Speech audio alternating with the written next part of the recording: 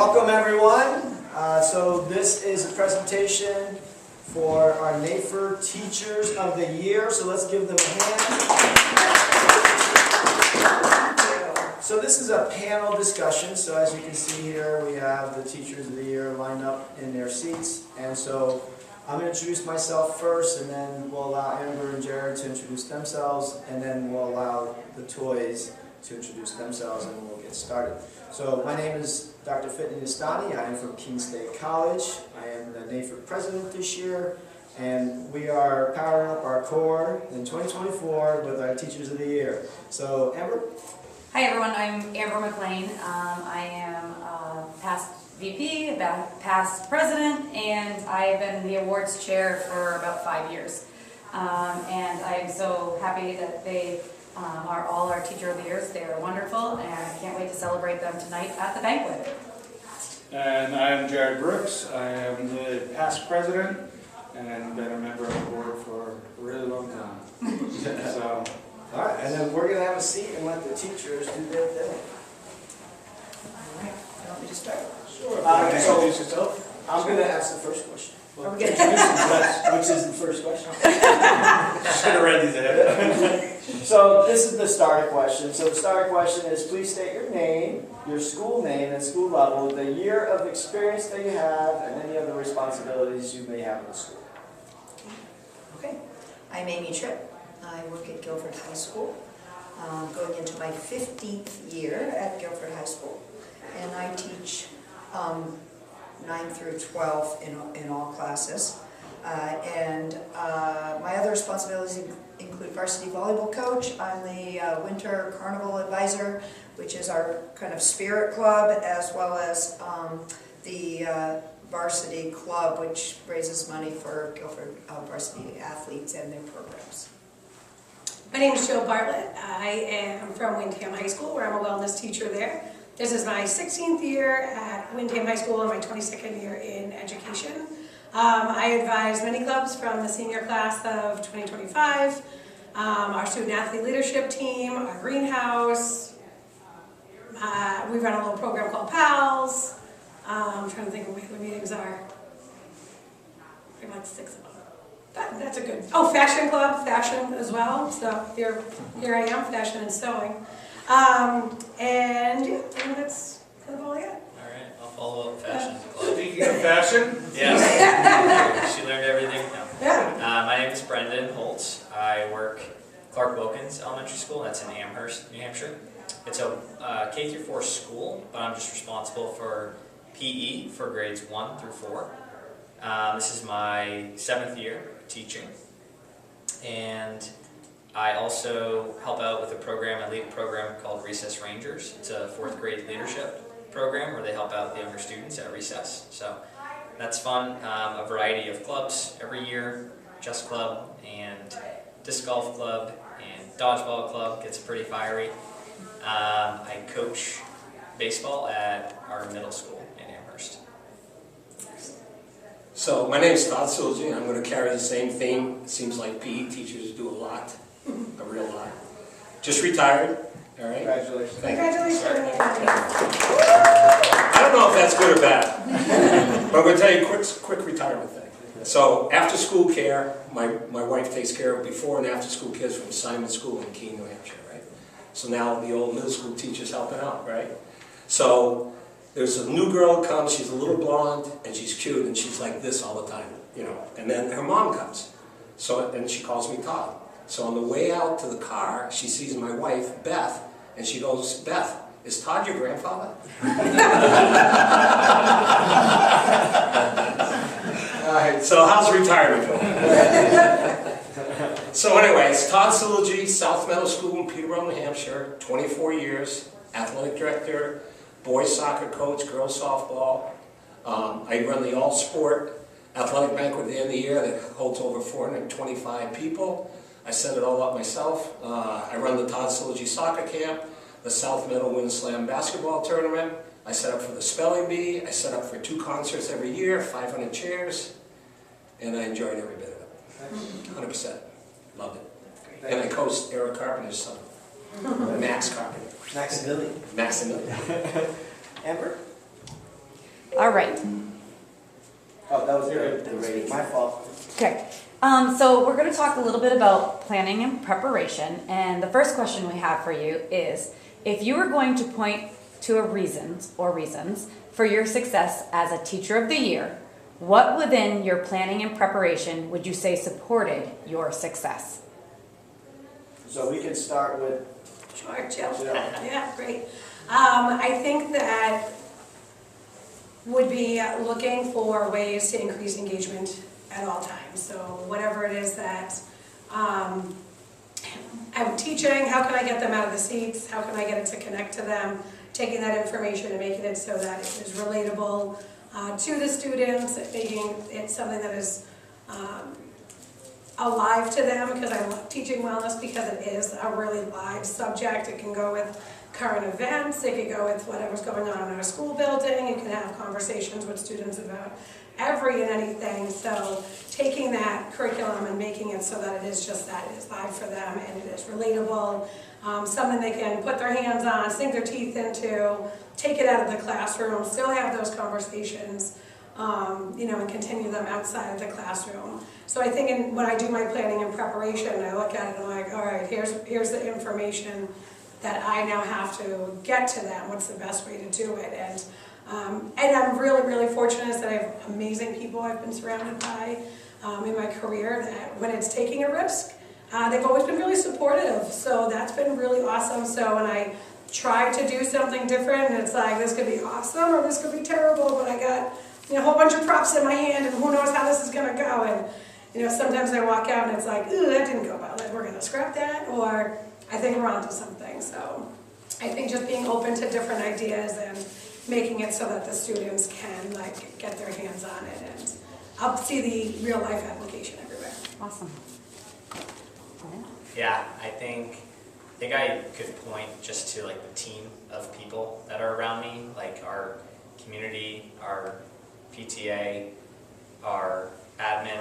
I feel like a lot of good feedback and success has come from them giving me the opportunity to go and seek out different programs, different enrichments to bring into the curriculum. I'm sure anyone who teaches at the elementary level for PE, or just PE in general, but sometimes the curriculum can be really fluid. And so that can be amazing because you can go a lot of different directions with it, but it also can be kind of heavy because you're like, wow, this is a lot of responsibility. So I feel like given the partnership of all those people I mentioned have allowed me to bring some pretty cool things to our school and to run some pretty fun programs. So without that opportunity, I feel like it would be just a completely different experience for the students. So for me, you're going to see this theme. I'm kind of detail kind of guy. So I would say my strength, or best thing about planning probably, was my work ethic. I would come to school early enough every morning so that our gym or our fields were always ready for class. I never set up my fields or class in front of my students, so when they came in, they're ready to rock and roll. Perfect example would be in the spring, late spring, after baseball was done. I go up to our baseball field, I do horseshoes, reels horseshoes. And I would set up 12 or 14 horseshoe pits, pound them in with a sledgehammer. All right, and then we do two each to go one versus one. And then behind my house, we had Wheelock Park that had professional horseshoe tournaments, so that's where I learned horseshoe. So I teach them how to do horseshoes, but they would be all set up and all spread out. And I think one of my other strengths is with preparation and planning, everything I taught I could demonstrate. I just had that ability to demonstrate. And so I think that really helps when the kids see that you can do what you're teaching. I have a lesson, not a full college lesson, because I've seen some of your lesson plans from student teachers that come, and on the ground you just can't go through all of that and all that assessment and everything every day, but I do have a full lesson planned every day.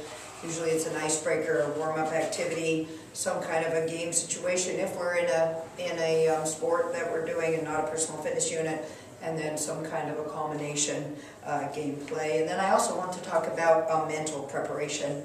I think it's very important to be present for the students in your class, and no matter what's going on with my personal life, I always try to come in and be mentally prepared, because it's not, they don't need anything from my personal life, they need me to be present in class, and so I always try to do that. Thank you. So classroom environment is the next one. So the question is, if I was a student walking into your gym classroom space, what would I see or feel? How would I feel throughout your lesson? Brendan. Yeah.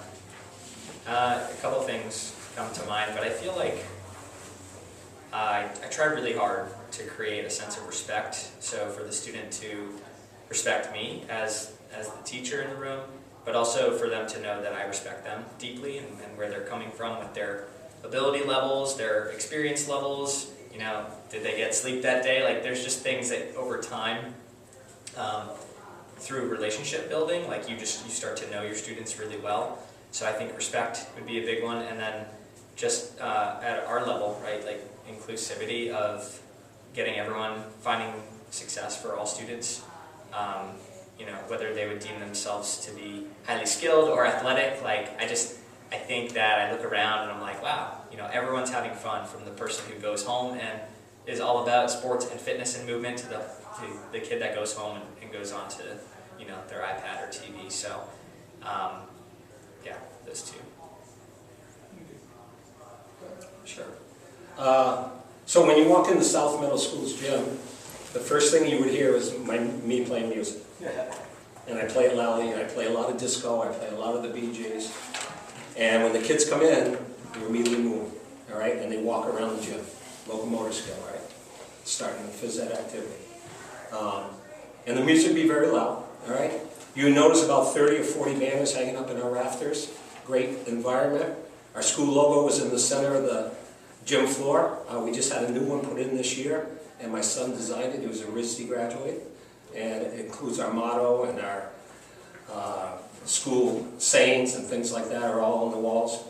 And our equipment for class is already set up.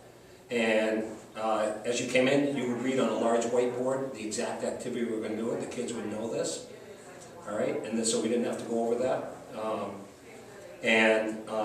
The kids would feel excited and ready to go. We would give them about 5 minutes to walk around.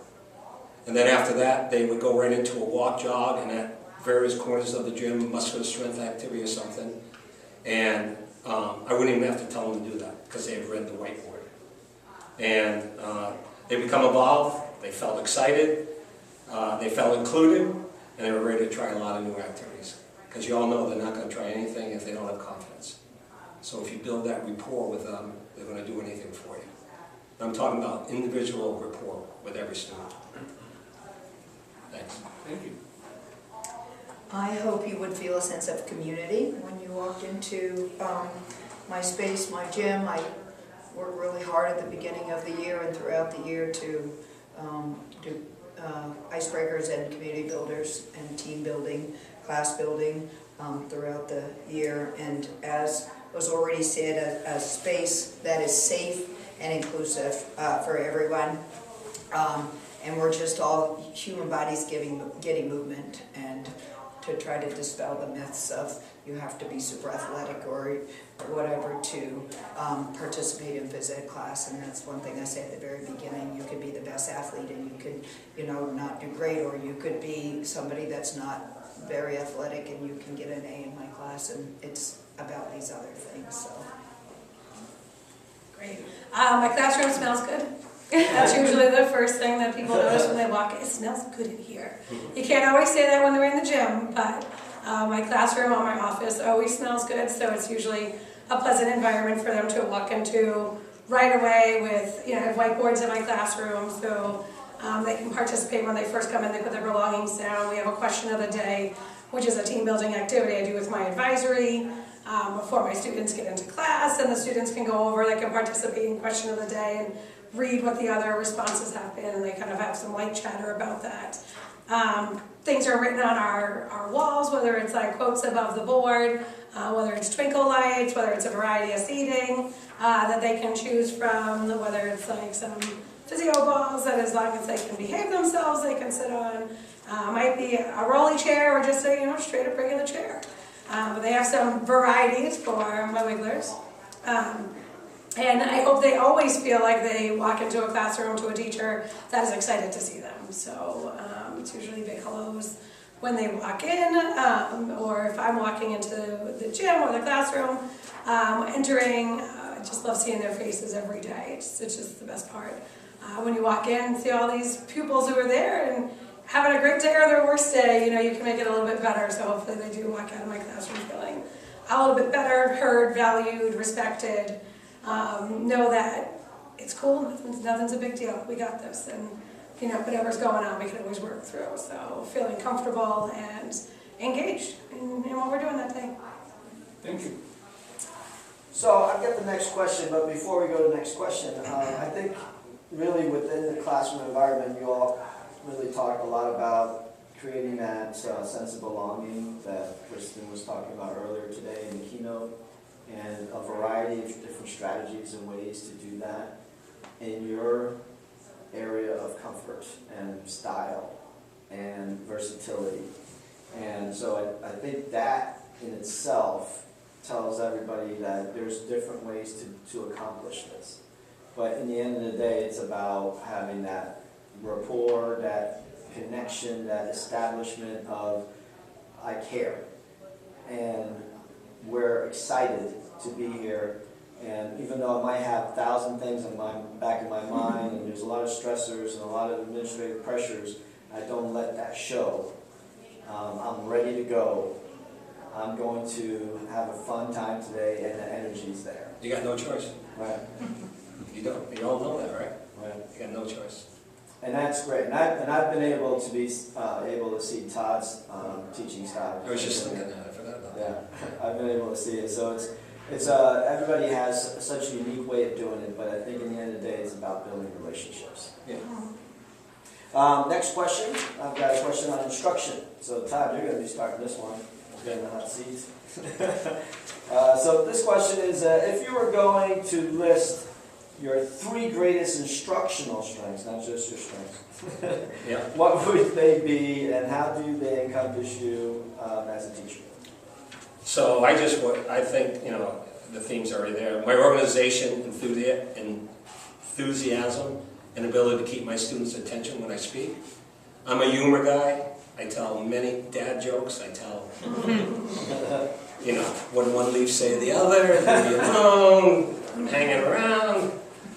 So I love doing that, and I do the rapport, and then it gets so bad, they come the next year, of course, I tell the same jokes. They go, oh no, Mr. Sill, right?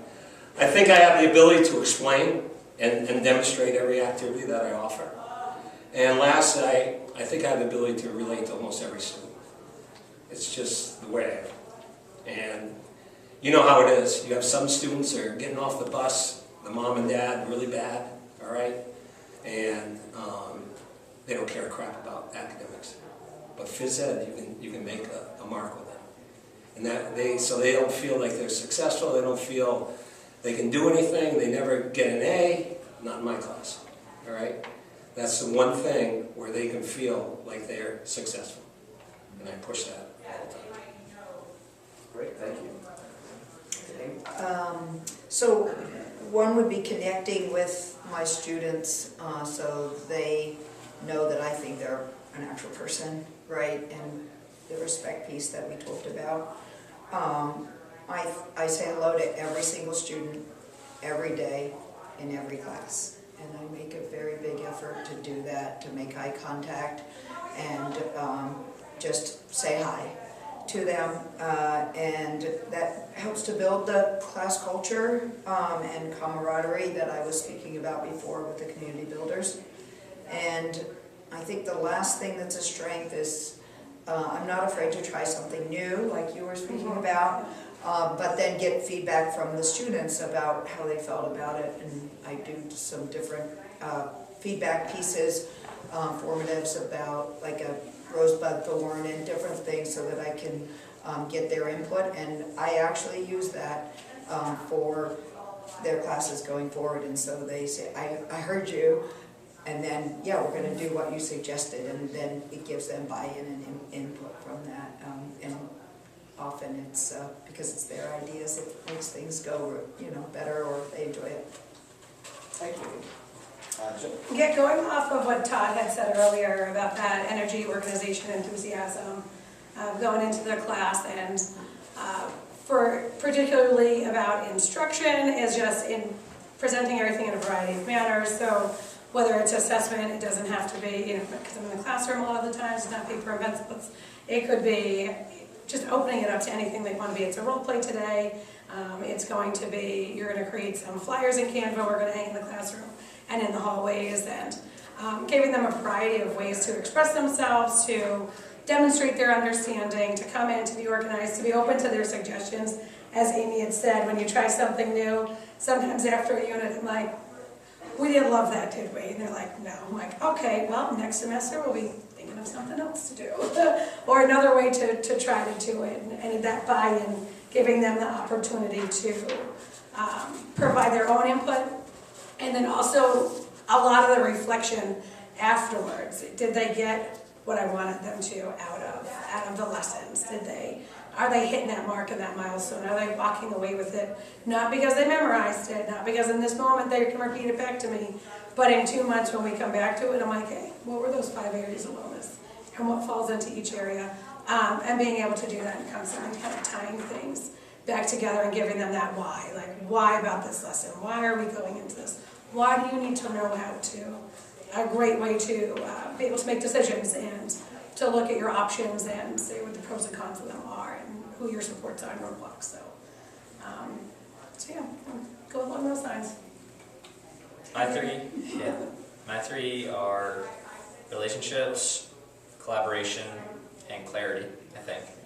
I feel like I say relationships for every answer, but it's true. Like once you know your students, once you know your class dynamic as a whole, you can teach accordingly, right? Like if one person's motivated by positive reinforcement and the other is motivated by negative reinforcement, like I want to play to their how they operate. So if one student is walking, that might be the greatest win that we've ever had for that student. And if another student is walking, like we have a problem.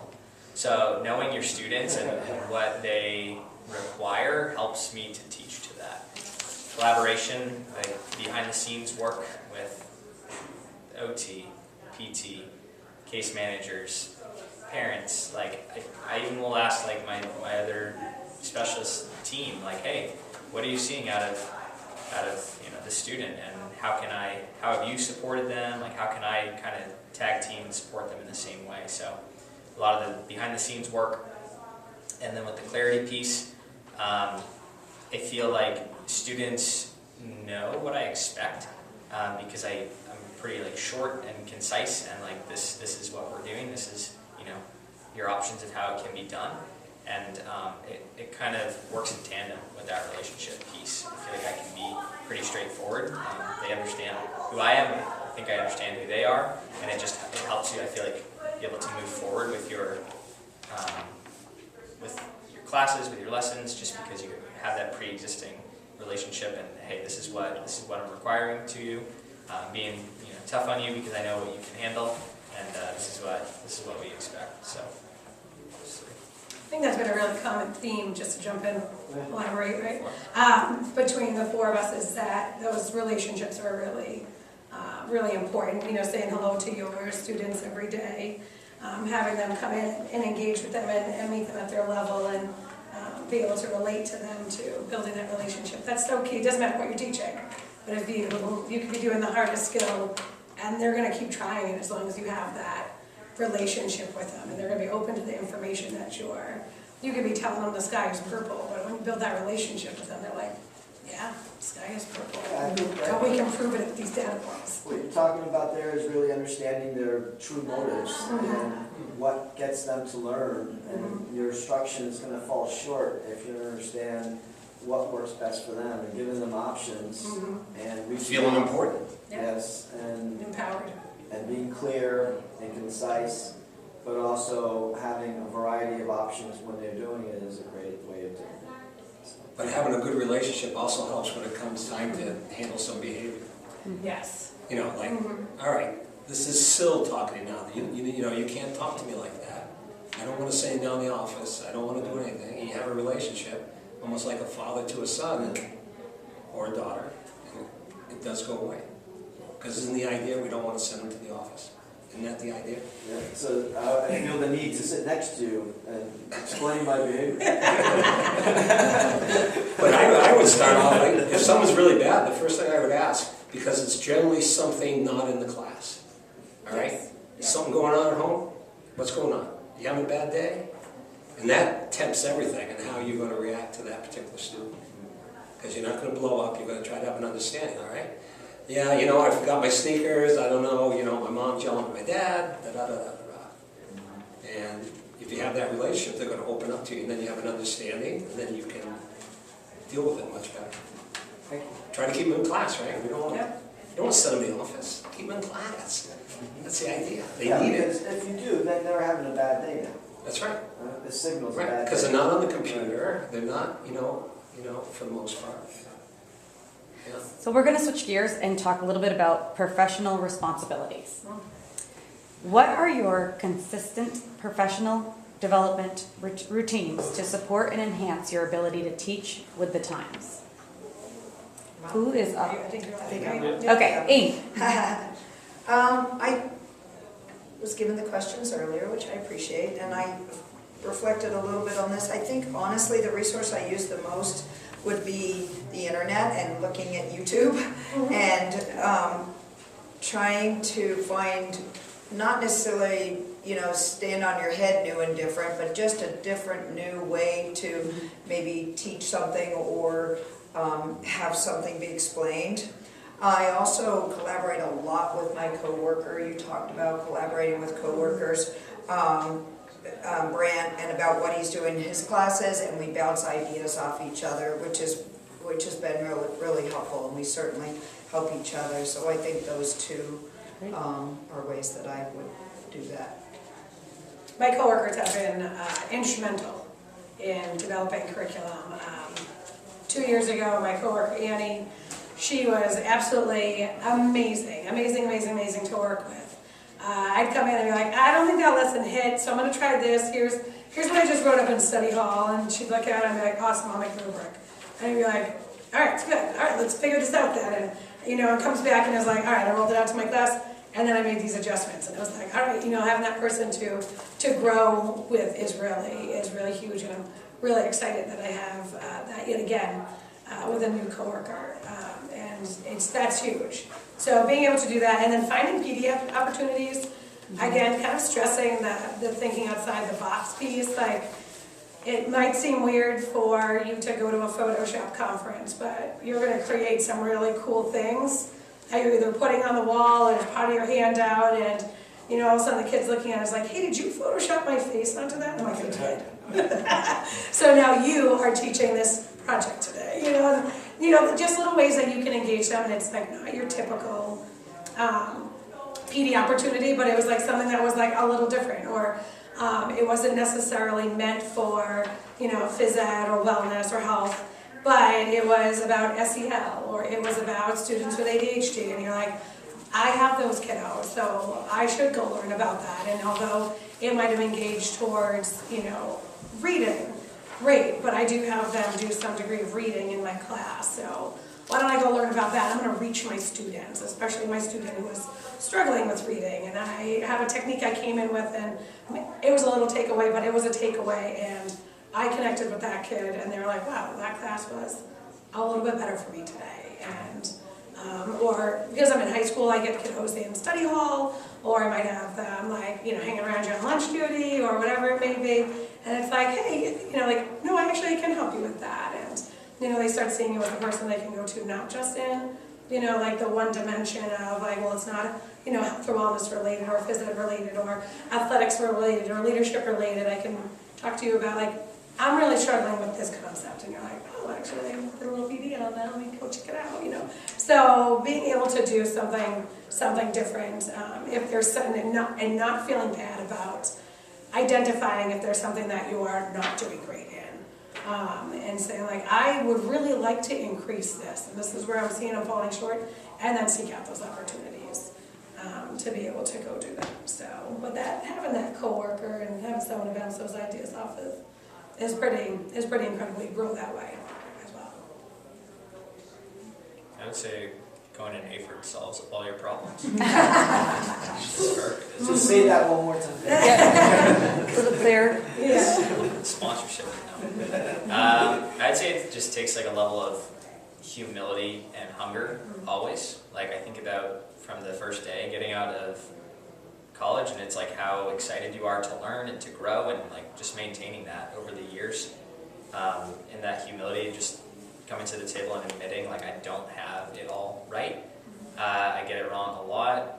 I don't have all the solutions, and just being intentional in the opportunities that you seek out, like coming to NAFERD, like any professional development opportunities, helping lead staff meetings, wanting to be better on a personal level, you know, for yourself, for your family, for your students, and just trying to always find ways that you can seek feedback and input. I ask, like, you know, surrounding teachers, like, hey, you know, what have you tried new this year? What can I add to my curriculum so I'm not just getting complacent and sitting here even, you know, after 7 years and saying like, oh, well, I kind of did everything that I need to do. Like, you know, it's always looking like we're so far away from where we want to be, you know, 10, 20, whatever many years from now.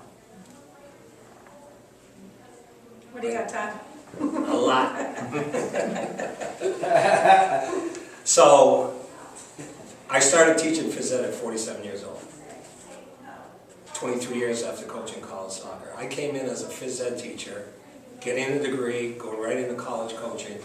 I have no PE experience, except for what I did in my classroom. And a woman named Beth Cole, anyone know that in this room? I know her. She was unbelievable. So the first thing when she heard, because her daughter was in my class, I taught her softball as well. She said, Todd, you got to go to NAFERD. I go, what? And honestly, it took me about 3 years to even put the acronym together and the proper letters in the right order, in all honesty, all right? And so, NAFERD, right? And then this was going to be tonight, I was going to talk a little bit about what that thing, but, so what was the first thing I learned? Cup stacking. Right? Beth was big on cup stacking. My daughter and all my 3 kids, 2 daughters and a son, all had Beth Corwin. And Emily saying, Dad, you guys do cup stacking? I don't even know what you're talking about. And she taught me how to cup stack, and I brought it into my curriculum. But they had cup stacking here in NAFERD. They had nitro ball. What's nitro ball? It's exactly like volleyball, but different, right? Because the ball has to bounce before it goes over the net, right? So I brought so many things like that. But also at South Meadow School, we have a great school. I mean, we did suicide prevention. We did workshops on ALICE training, all right? We had specialist meetings, so all the specialists came in, and we just have a rap session and talk, and, you know, we learned from each other. We had great administrative meetings that went over everything. And for me, you know, at 71 years old, computers and technology, I wasn't so good at that. I was actually the joke of the school. And they would keep that stuff away from me. But so I think my best professional growth is I learned how to run my iPhone into the stereo system for music. Sirius XM, right? Yeah. Disco Inferno, the Tramps. Right? My music at school would be my music. 60s, 70s, and 80s, right? I wouldn't vary. And the kids, and as soon as you play the music, right, they start moving, right? So I had a younger PE teacher named Kevin Minot, great guy, great student at Keene State, phys ed. So he'd play his modern music, and the kids would come up sneakily, Mr. Sill, can we play your music? We like it better. So, I don't know, I think you can learn a lot by your peers, you can learn a lot by your administrators, you can learn a lot by fellow teachers that don't even have your same discipline. But you know where else you can learn a lot? From your kids. You can learn a lot from your students. A lot. And I get the biggest kick out of that. Thank you. So the last area is success in challenging stories. So can you tell us about a time that you could point to in your teaching experiences that led to your success, as well as one very challenging situation? We'll start with Joe. Ooh.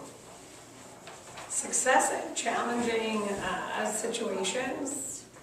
I think it's probably going to come from like, just coming to mind of challenging with my kiddos. I'm just being able to work with the student and the parents were really, really awesome to work with. I mean, they were like happy when I first started working with them. It wasn't like, we're coming together to be friends. It was like, my kid's struggling and this is what they're saying. And I think that coming through and being like open to working with them, you're like, all right, I'm hearing your concerns. The kiddo can't find something on your class page. That's why all their work is missing. And it's like, okay, I hear your concerns, so maybe I have to like re-look at what it is I'm putting out to the students. And be like, okay, like if you're saying that, then, you know, let's take a look at it from a different perspective. I've now had all 3 of that child's brothers. They've all successfully gone through my class and happily. But it was great to be able to be like, you know, I remember like sitting down and being like, email, what? And being like, okay, if I take a step back and I look at this and say like, this is where the concerns are, this is where they're saying the kiddo is, and this is from my conversations when I've been with a kiddo, like, well, maybe we have to do some changes. Like, maybe this is where we have to, like, you know, put this folder here to say this, and this is, they don't get it when it says that. And guess what? You might be the only one who spoke up, but you're definitely not the only one who struggles with this.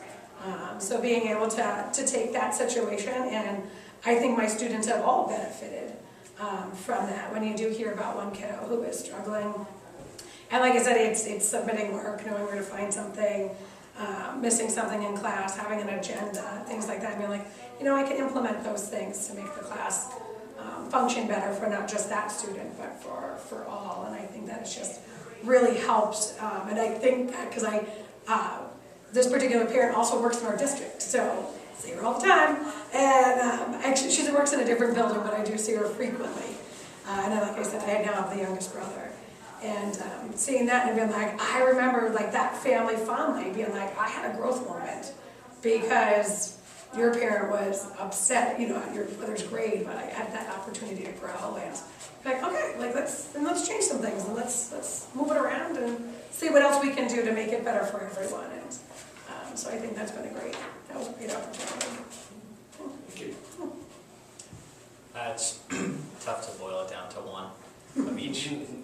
But particular story I had shared earlier, like Recess Rangers is a program that I lead, and it's 4th grade leadership.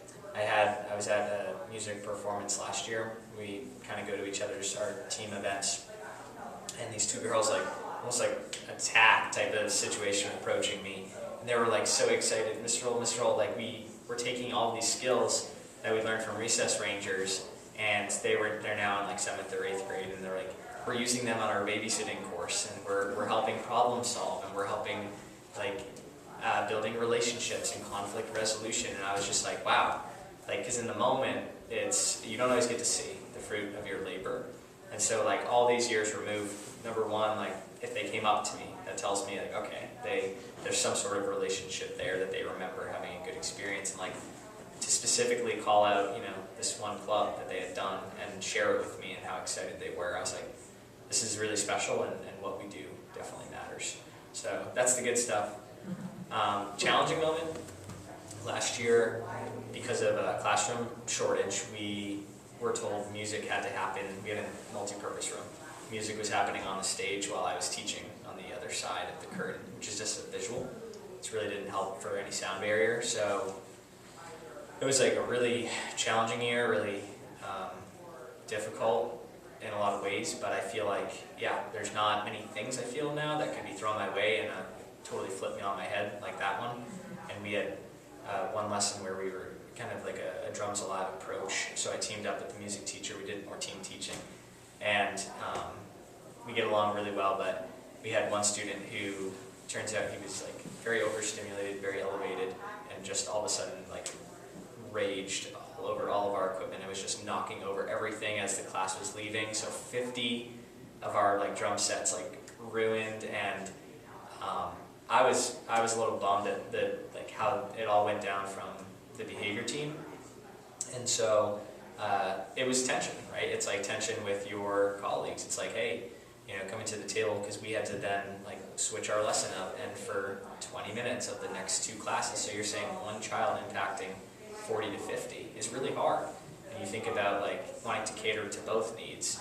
But just like coming back to the table with your colleagues and being like, hey, like I don't really know, how everything went down. Can you explain that to me? How can we like help things moving forward if this happens, or if any student has any sort of significant needs? So yeah, we learn a lot from the challenging moments. So for me, the one success, there's a lot, but the biggest one for me was my principal calls me into his office. I'm like 48 now, a couple years into it. He goes, Sil, my nickname's Sil, he says, what do you think about skateboarding? I go, I can skateboard. He says, no, what do you think about putting skateboarding in your curriculum? I said, I can skateboard, I probably can do it. So he goes out and buys 28 skateboards, helmets, pads, everything. And so my first unit, I did with skateboarding with 5 fifth grade groups, right? So they're coming to be 2022. So it's nuts and bolts, right? How to put on the equipment, how to put the helmet right at the eyebrows. And we work on how to fall. And so the equipment was wrist guards, knee pads, and elbow guards, and a helmet. So then I'd have to demonstrate like how to push off, how to stand on the board, how to use the rails, toe pressure, heel pressure, nose, and all that, how to stop. So we did it, and we developed and developed and developed. And by the end of the week, and by the way, if anyone really was nervous, I would put them on the bleachers on the board, and they would just push along there. So by the end of the week, I had all 5 classes skateboarding, and we did a skateboard dance. So what we did is like we had a disco ball we'd hang. We go back to my Bee Gees music, Staying Alive, all right? And you put the 4 cones up, and they could go around, all right? And then you blow the whistle, and they go back around. We had a skateboard party. And I had everyone in the class on a skateboard. No one got hurt. But I do have one person that did get hurt. One teacher comes in, middle-aged, goes, yeah, let me try it. No helmet, no pads. Riding a little bit, fell right off, broke her elbow. Just like that. I've never had an injury besides that. And I think a common theme here with all of us in regard to challenges is spacing. Get kicked out for the concert twice a year, all right? Other events come in. Sometimes we got kicked out for NHDI. So we developed a small curriculum called recess games, all right? So you can go out in our backyard. I made 3 4-square courts, all right? We had 2 baskets. We put up tetherball. We had tetherball. We get out the frisbees. And also it was in the parking lot that was blocked off, so we did tag games. So when we got kicked out of the gym, we always had this backup plan, and actually the kids loved it. So that's how, you got a challenge, you got to solve the problem. If it's raining, we go in the hall, we do hallway games. Rock, paper, scissors, arm wrestling, all that kind of stuff. It was good, yeah. My success, I think, comes from the, much support that I've had in my life, but the administrative support at my school. In 2015, I proposed a new class called Personal Fitness. A year later, Conditioning for Maximum Performance. And then in and then a couple of years later, Sport Performance, and then I got to do in 2020 Unified Adapted PE. So that's really empowered me over the years and helped me to stay fresh and enjoy it even more, to teach in different avenues and to hit different types of students, and then hopefully they can carry on that. Isn't that our goal, is fitness for life, right? Or find an avenue of something that they want to do or could do for their whole life. And so that has been, I think, a success to implement all of these elective courses in our school and to just be given the green light to do that. So that was cool. And then challenging situation, mine have to do with behaviors and classroom management. I actually thought we'd be speaking to a lot of student teachers in here, so I was thinking about something that happened a few days ago, a challenging situation where, and we all have this all the time, but I have this young man who comes to my class, and I believe he's a behavior issue through the whole school, and okay, well now we're going to stretch after we did something. I don't stretch, Mrs. Tripp. It hurts my muscles to stretch. I just don't stretch. I'm just gonna walk over here while we stretch. Okay, and And then I'm just gonna chill the last few minutes of class, just gonna sit over here and chill. And then he climbs the bleachers and he's always everywhere. And the other day, he came in and he sat in the bleachers, and this is what you talked about knowing your students, headphones on, and I went up to him and I just said, "Are you okay?" He goes, "I'm just having a really bad day. I am so angry. I don't know where it's coming from. It's just all welled up inside me." And I was like, here I am, my class is literally waiting. I'm talking to him quietly on the bleachers, and I'm like, okay, you gotta manage us all right now, Amy, you know? And do you wanna go to guidance? I don't wanna go to guidance. That would be asking for help, and I don't need help. I said, okay.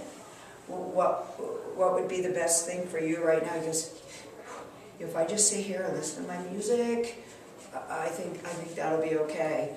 And that was one of those situations that I wasn't going to get him to engage at all that day. He was just going to sit and listen to his music, and I'll be better on Tuesday, Mrs. Tripp, because it was the Monday holiday, it was a week ago or whatever. I'll be better. And then I said, can I ask you if you need help? And he goes, you can ask me. I might not let you, but you can ask me. I said, okay.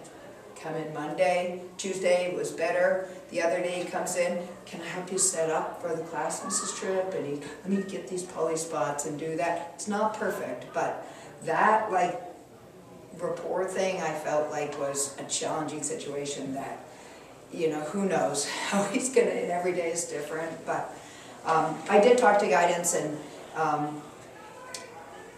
he's a freshman. He's trying to sort out life. But it was definitely a challenging situation, but I feel like it's, hopefully the water's... Well, you know what else you did that Yeah, victory for them. indirectly Right? saved your class? That young man didn't disrupt your class. True, yeah. So, he misses one day of PE. Right. All right. But you have him for the rest of the week. Yeah, So I think that was really, right, that's good. Well, those are tremendous feedback to the questions. I really appreciate everything that you said, and congratulations once again on being Teachers of the Year. We're looking forward to the awards dinner tonight, and so it's going to be a great celebration of your successes. Does anybody here in the crowd have any questions for them or any comments? Congratulations. Thank you. Thanks, Eric. I wish more students were here to hear all the good things you did.